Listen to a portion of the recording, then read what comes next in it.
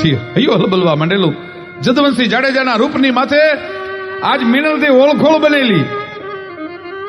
ઓઢે કેસરિયા પહેરિયા ને માથે બાંધ્યો મોડ, પણ દિયર ભજાય આપણે જન મળશું હરખી જોડ્યો. મનમાં ઘોડા માંડેલી ખડવા.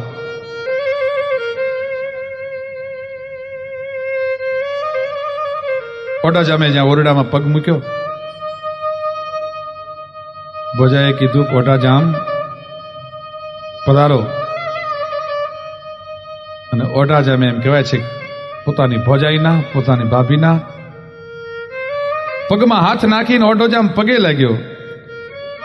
અને ઓઢાના મોઢામાંથી શબ્દ નીકળ્યા, માતાજી, મારા જીવતરના જાનકી માં, તમે આ ભલે ઓરડાને ઉજળો કરવા માટે પધાર્યા.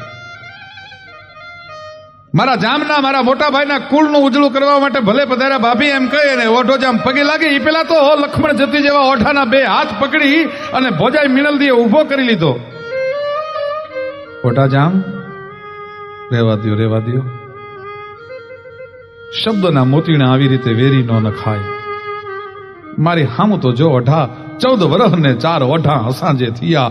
નજર ખેણી નિહાર મારો હૈડો રે નહીં હાક લ્યો. 18 જ વર્ષની ઉંમર છે ઓઢા જામ, મારા રૂપની સામે જો. મારી સામે નજર તો કર, પણ લક્ષ્મણ જતી જેવો જોગી જેવો ઓઢો જામ ધરતીની હારે નજર જડાઈ ગઈ છે.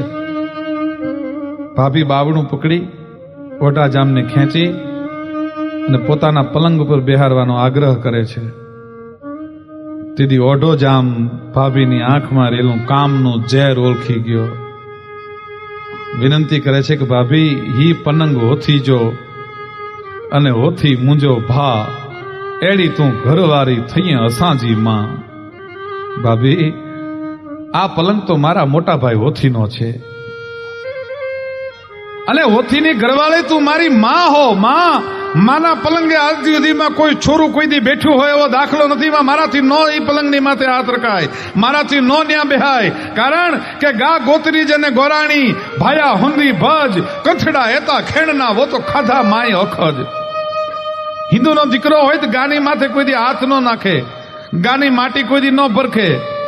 ગા ગોરાણી અને ગોતરીજ પોતાના કુળગુરુની સ્ત્રી હોય, બ્રાહ્મણની સ્ત્રી હોય, પોતાના પૂજ્યની સ્ત્રી હોય, એની સામે કોઈ દી કડવી મીટ ન હોય. ગા ગોરાણી અને ગોત્રીજ અને પોતાના ગોત્રની સ્ત્રી હોય, બેન દીકરી હોય, અને ભાયા હુંદી ભજ અને પોતાના ભાઈની પત્ની હોય. કંથડા એતા ખેણના એતા માય અખજ. એ તો અખજ કહેવાય ભાભી, એની માથે કોઈ દી કડવી નજર ન હોય.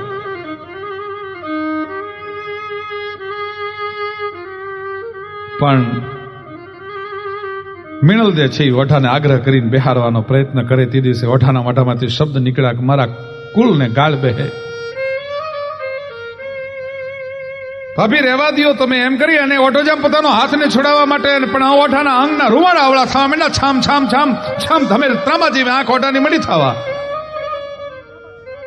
ઓઢા જામે મનમાં વિચાર કર્યો કે કુળને કલંક બેહારે એવી ભાભી આવી છે, પણ હવે મારાથી બીજું કંઈ કરી શકાય એમ નથી. એટલે પોતે ભાભી વિનંતી કરતી રહી અને ઓઢા જામે પોતાના ડગલા, એમ કહેવાય છે કે બાબાને હાથમાંથી બાવડું છોડાવીને ડેલીને સામે ડગલા માંડ્યા. પણ સમસમી ગઈ બાઈ અંદરથી. સ્ત્રી ચરિત્ર અજમાયું. રાત્રે જયારે હોથી જામ છે ઓરડે આવ્યા ત્યારે ઓરડામાં દીવો નહોતો બળતો. પોતાના કેશકલાપ વિખેરેલા હતા અને એક બાજુના ખૂણામાં બે નાકમાંથી આહુડા પાડતી છે બાઈ છે બેઠી છે. મિનલદેને આવી રીતે શોક વેશમાં જોઈ હોથી જામ પૂછે છે, મિનલદે ઠકરાણા,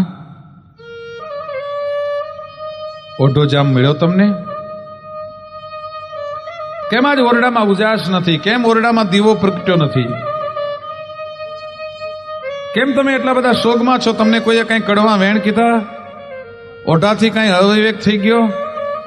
નાકમાંથી આહુડા પાડતી.